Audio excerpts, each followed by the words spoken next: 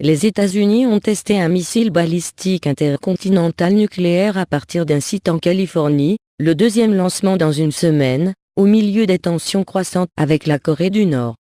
Le missile Minuteman III non armé a une portée d'environ 8000 milles, ce qui le place à une distance frappante de Pyongyang. Il a explosé juste après minuit de la base aérienne de Vandenberg, à 150 miles au nord-ouest de Los Angeles, et a livré un seul projectile à une cible à environ 4200 milles à Kwajalein Atoll dans l'océan Pacifique.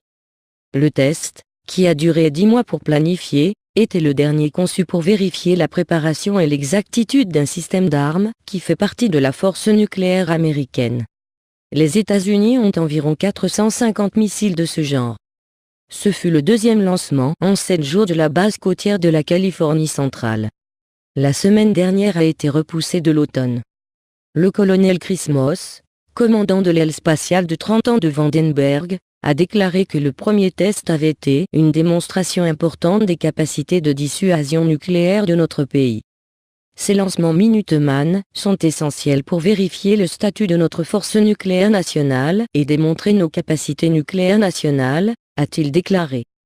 Washington a exprimé sa préoccupation à propos des ambitions nucléaires de Pyongyang, et les récents tests de missiles effectués par le Nord suggèrent qu'il progresse vers le développement d'une arme nucléaire capable de frapper les États-Unis.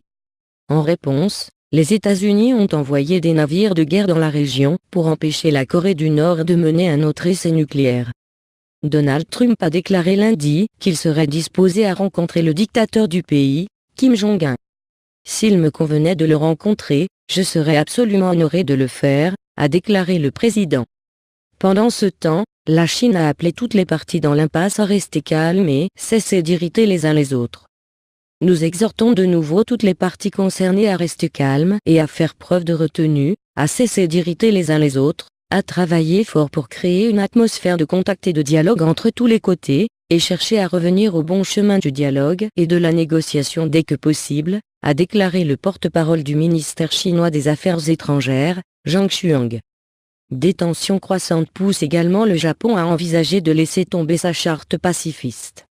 Le Premier ministre Shinzo Abe a déclaré mercredi qu'il espérait que le premier changement de la constitution pacifiste de 70 ans du pays serait promulgué d'ici 2020 et qu'il consacrerait le statut militaire.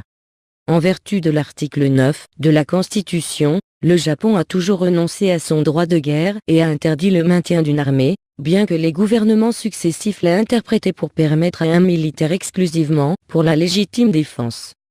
Les troupes japonaises ont participé à des opérations internationales de maintien de la paix, ainsi qu'une mission de reconstruction sans combat en Irak de 2004 à 2006.